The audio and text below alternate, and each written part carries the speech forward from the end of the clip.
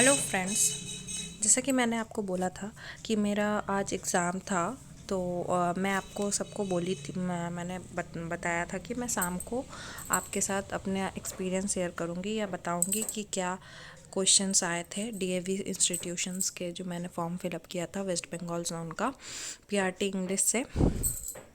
तो पहले तो मैं आपको बता दूं कि उसमें 80 क्वेश्चंस आए थे, 120 मिनट्स दिए गए थे।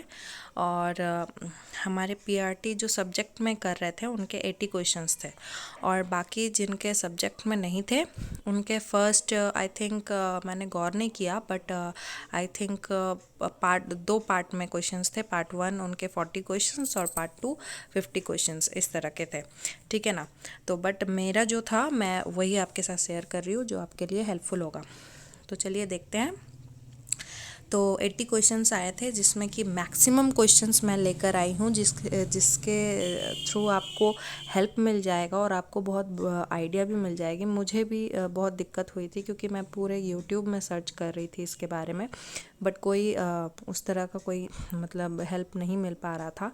तो मैं ये इसीलिए शेयर कर रही हूँ ताकि आप लोग को हेल्प मिले, क्योंकि बहुत कोई जाते हैं एग्ज़ाम देने बट उनको सिलेबस पता नहीं रहता।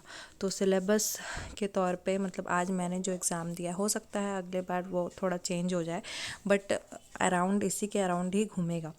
तो चलिए शुरू करते हैं।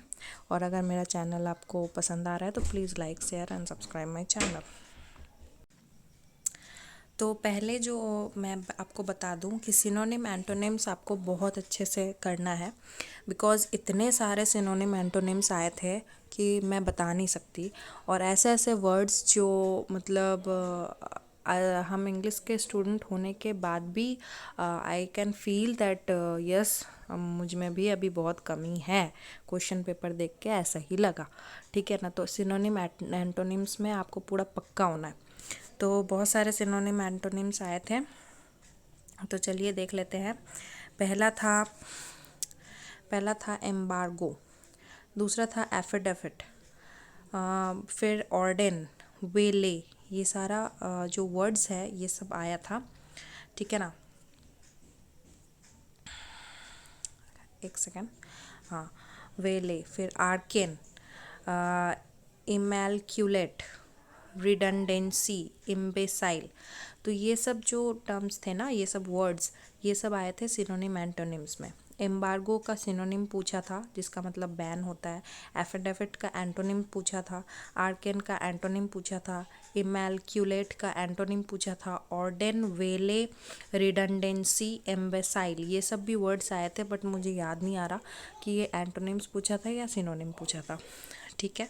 तो उसके बाद सिनोनिम एंटोनिम के बाद ईडियम्स बहुत सारे पूछे गए थे। ईडियम्स नेक्स्ट पॉइंट है ईडियम्स। ईडियम्स में क्या क्या पूछे गए थे?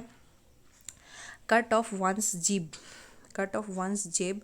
नेक्स्ट था get in someone's hair, spot on, a shot in the arm. और एक था जो मुझे बाद में याद आया, that is airs and graces, airs and graces. Okay.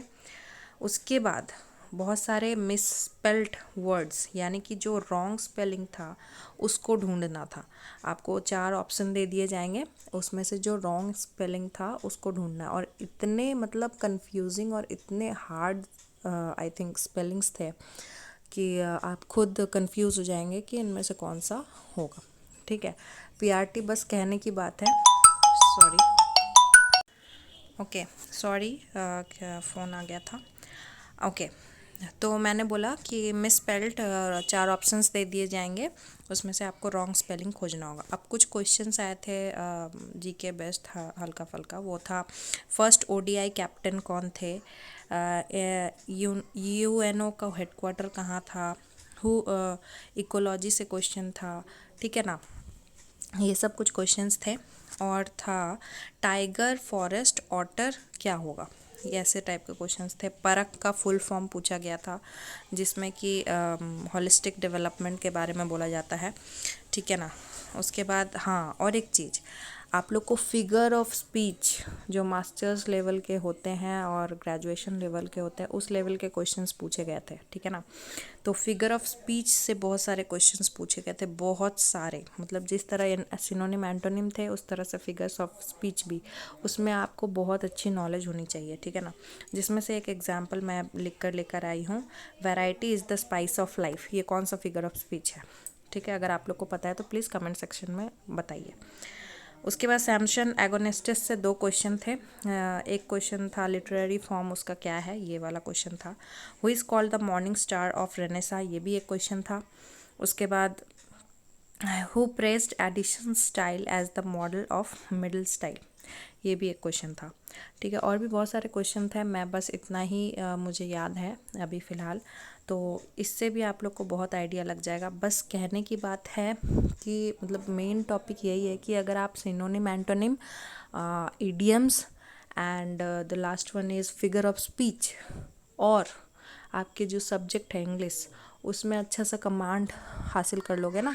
जैसे रिचर्डसन्स पमेला से बहुत सारे क्वेश्चन आए थे, बेवुल्फ से क्वेश्चन आया था, ठीक है। आप इंग्लिश बैकग्राउंड से हो तो आपका समझ में आया होगा। बेवुल्फ से क्वेश्चन आया था, और भी बहुत सारे क्वेश्चन आए थे। I am not recognising that one, but yes, fathometer से क्वेश्चन आया था, okay, and many more, okay. अच्छा, तो आई होप सो कि ये सारे क्वेश्चंस आपको हेल्प करेंगे। और प्लीज़ अगर आप लोग को इसका आंसर्स पता है तो कमेंट सेक्शन में आंसर लिख के बताइए, ताकि मुझे भी पता चल सके। और मैंने इसका आंसर अभी बताया नहीं है, बट मैं तो अभी आई हूँ थोड़ी देर पहले, तो मैंने पहले अपलोड ही कर लिया वीडियो, इसीलिए आप आंसर्स जल्दी से मुझे बताइए, ठीक है। सॉरी, फिर से डिस्टरबेंस हो गया उसके लिए, बट आई होप कि ये आपको मेरी वीडियो से आप बहुत हेल्प आपको मिलेगा। So please please please like share and subscribe my channel, because मैं बहुत मेहनत कर रही हूँ और भी मेहनत करूँगी अगर आप लोगों का प्यार मिले तो। Thank you so much, okay, bye.